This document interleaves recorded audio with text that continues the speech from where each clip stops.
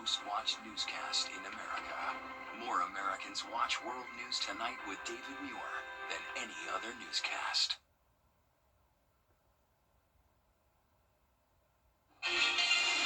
Right now on News Channel 6 at 7, unsafe properties, what Aiken County leaders are doing to resolve the issue. And the Georgia legislative session is underway. What are state leaders' top priorities for the year? We'll take you to the Eggs and Issues event in the state capitol as your News at 7 starts now. Live from Television Park, this is WJBF News Channel 6 at 7. Good evening, everyone. I'm Dee Griffin. Thanks so much for joining us. Coverage you can count on begins with the arrest of a barricaded suspect in Augusta. Now, according to the Richmond County Sheriff's Office, a murder suspect barricaded himself or herself inside a room or home in the Pepper Ridge subdivision. The murder was apparently out of New York. When they arrived, along with some of our officers, a female came outside. She refused lawful orders to continue to walk towards them, went back inside, which turned into they saw the suspect as well, turned into a barricaded suspect, and then a possible, we don't know whether she is supposed to be in there or not. We called out our SWAT team. We deployed EMS and fire just in case anything was to go wrong. The suspect was taken into custody with no issues nor injuries, and a female was also arrested for not complying with orders.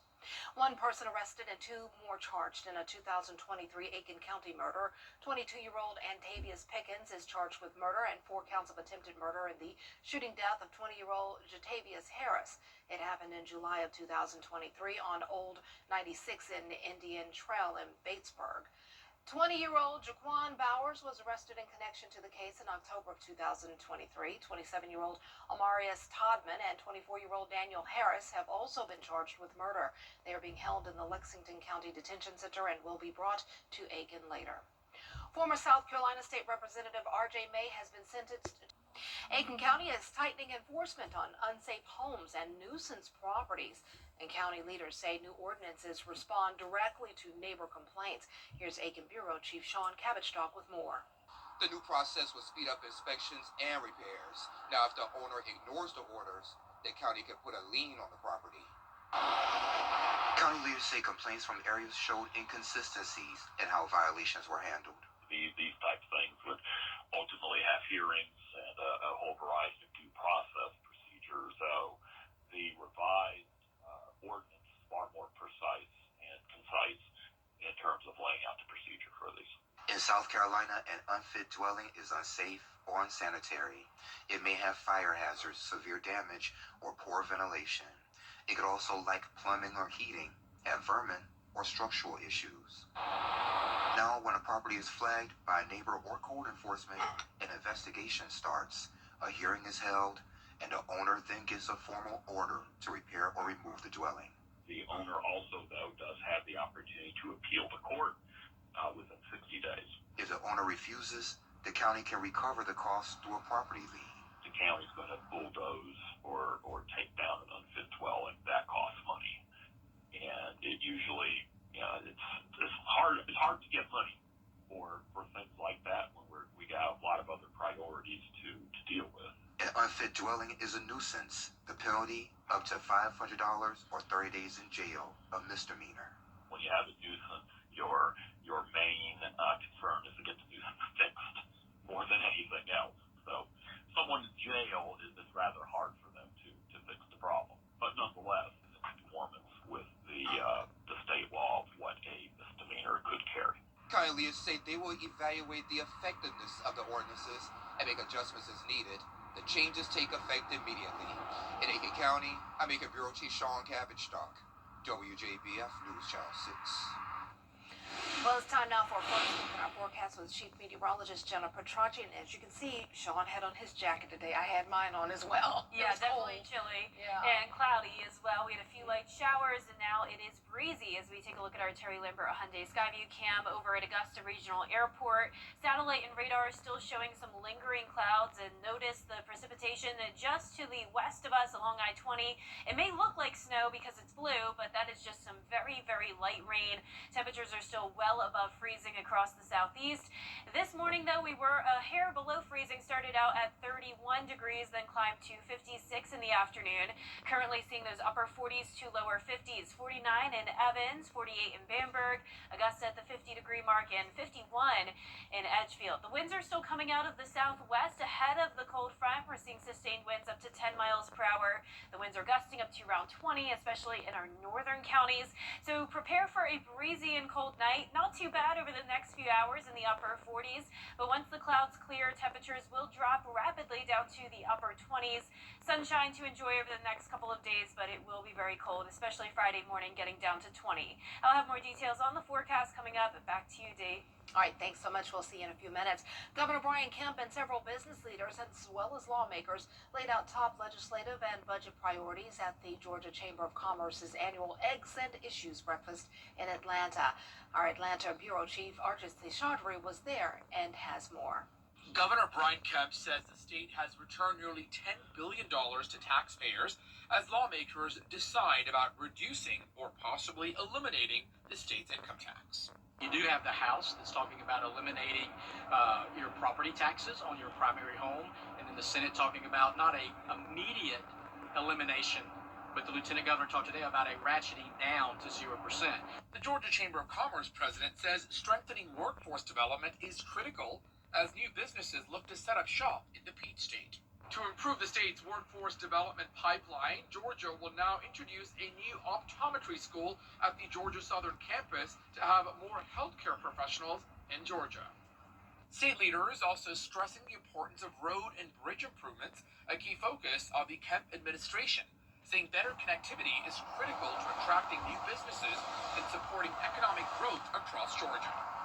We're excited that 80% of the economic development announcements that we've had in Georgia over the last 6 years have been in rural communities. We want to continue that effort.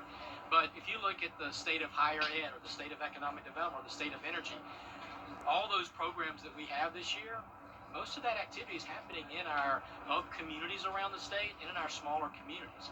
Housing affordability is another major priority, with a focus on lowering costs for builders and expanding smaller, more affordable home options for first-time buyers. Reporting at Mercedes-Benz Stadium in Atlanta, Archit Seshadri, Atlanta Bureau Chief. Atlanta leaders say there will be a new direction this year when it comes to the look of the city. This is Augusta City leaders. The overgrown grass season is still a few months away, but they're making cutting it a priority. Commissioners have approved $750,000 to create a vegetation maintenance department, but others say they can use those funds to cut grass without growing the government. If you create a whole new department, you got to have a building, you got to have a warehouse, you got to have the employees, you got to have the secretary, you're going to have a director. That's a lot of money. And that $750,000 just got absorbed right there without the building. Commissioners put off a decision on the best way to proceed with the grass cutting. They put it off until later this month. Well, starting today, Wrightsboro Road will be closed between Damascus Road and Highland Avenue to allow construction crews with the city to work on the road. Traffic engineers say they're working to install pipe casing for a new water system by the patch. They're expecting the construction to take at least 2 weeks to complete. Detours are available on Damascus Road and Highland Avenue, but if you need to access the shopping center, you can also use Central Avenue from Walton Way. Yes, it needs really bad. That need to be their next best road they fix. It's really bad on my car. Yes, it impacts your tires. Yeah. A lot of potholes. Yes, lots. Especially going by that hospital down there, the VA, and going on down further where the nursery is on the side. Oh, it's just bad down there. Yeah. Traffic engineers say this is the first part of the long-term Wrightsboro Road Improvement Project. The city is starting the process of making the pavement smoother and will soon work to install more lights to improve visibility for drivers. Well, coming up, locked cars, guns. The city of Savannah raising concern over a state bill that could change a gun safety ordinance. We'll have the details when we return. Hey there, how you doing? I'm Renee Miller. Get the latest video in one click at WJBF.com. A Georgia lawmaker is pushing to override Savannah gun safety measures. A bill is now headed to the state's governor, and that would block cities from enforcing gun storage requirements. But supporters say those rules have already made a difference. Sarah Smith reports. And the motion prevails. Senate Bill 163, which would ban local gun storage laws like the one in Savannah, passed the Georgia Senate Tuesday morning. Senator Derek Mallow, representing the hostess city, argued that this move is a disservice. We want to safeguard the citizens of this state by just saying, look, we want to regulate unlocked cars, unlocked vehicles. The local gun ordinance passed in 2024 required firearms left in unoccupied vehicles to be securely stored out of sight with the car doors locked. Also, stolen guns had to be reported within 24 hours. The maximum penalty, a $1,000 fine or 30 days in jail. When I talk with SPD and our mayor, they inform me, like, look, they've not even issued citations. They've only been warnings. And those warnings have, in turn, produced 30% reduction in firearms that have been stolen from unlocked vehicles. But last year, a Chatham County judge ruled the ordinance unconstitutional. Any tickets issued under the law would likely be dismissed in court. The bill's author, Senator Colton Moore of Trenton, says Savannah's laws make the people who had their guns stolen the criminal. You see, we are the supreme lawmaking authority in this state, not some liberal municipality. We already understand that we have preemptive powers as a legislature, and what this legislation does is it gives those preemptive powers to the citizenry. The new bill, headed to Governor Kemp's desk, could further limit Savannah's ability to enforce those laws. I think the governor's probably going to sign it into law. I don't think he's going to veto it. But I would just, urge my colleagues, let's do something. Let's do something on sensible gun storage. Let's prevent tragic deaths from occurring from unsecured firearms. And we have sad news in the music industry. Grammy-nominated rapper and producer John Forte has died. He was best known for his work with the Fugees and the Refugee Camp All-Stars. He earned a Grammy nomination for Fugees' album The Score. He had a couple of songs on there, and they were very popular. Family Business is one of them. Forte was found dead Monday afternoon in his home in Massachusetts on Martha's Vineyard. Police say there were no signs of foul play. In 2000, he was arrested for drug trafficking and sentenced to 14 years in prison. His sentence was commuted by former President George W. Bush after 7 years.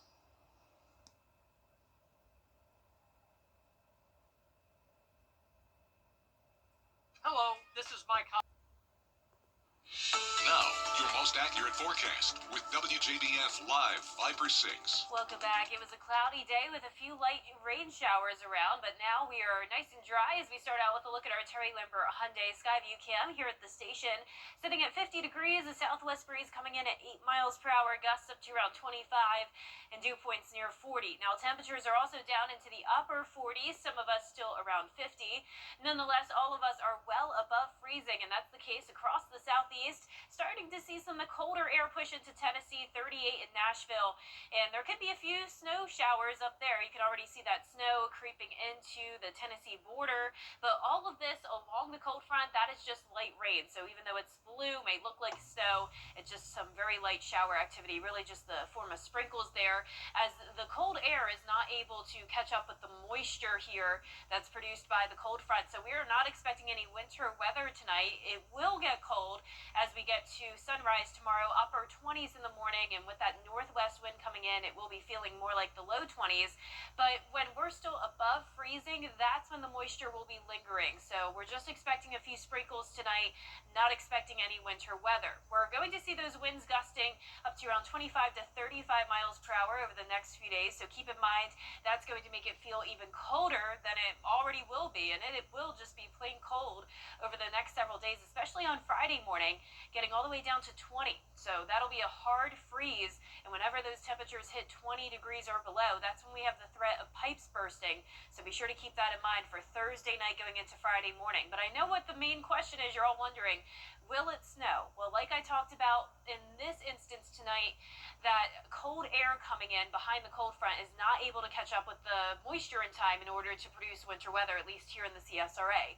Now, on Sunday, we have a bit of a different setup. We're going to have another cold front, but this cold front could develop a coastal low, starting around the Florida Panhandle and then moving up the coast of the Carolinas. Now, the question is, will that low form? And depending on the exact location of it will determine the impacts we see. So let's go into our future cast now. Tonight at 10 p.m., still cloudy. A few sprinkles possible, but all of that winter weather staying well to our north in the mountains.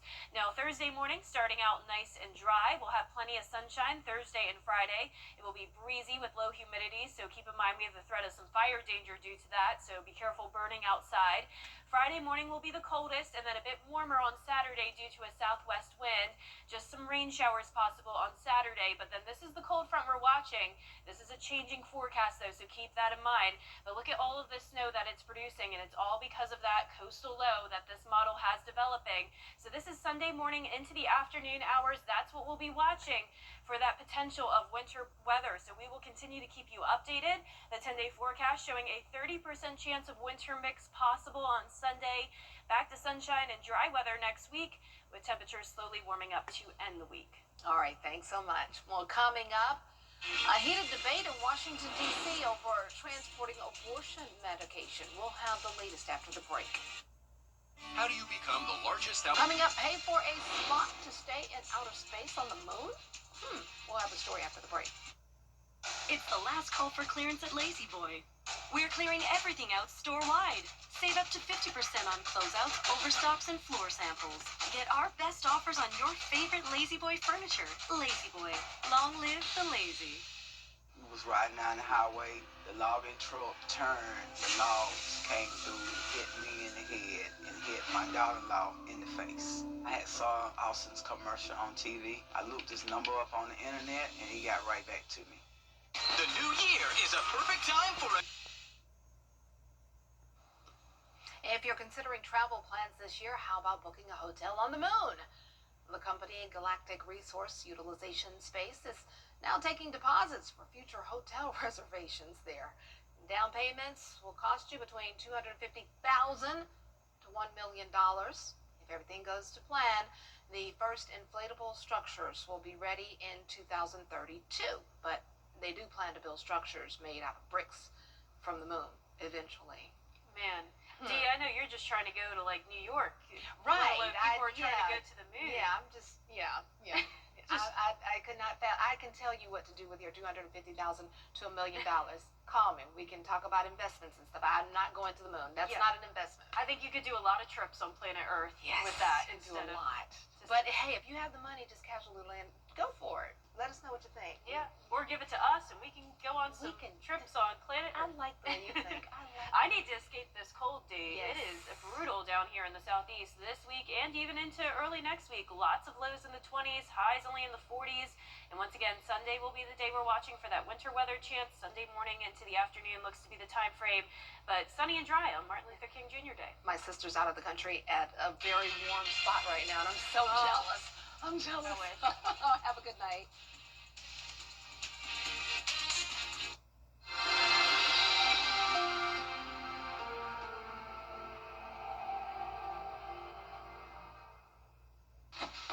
Dad, what's going on?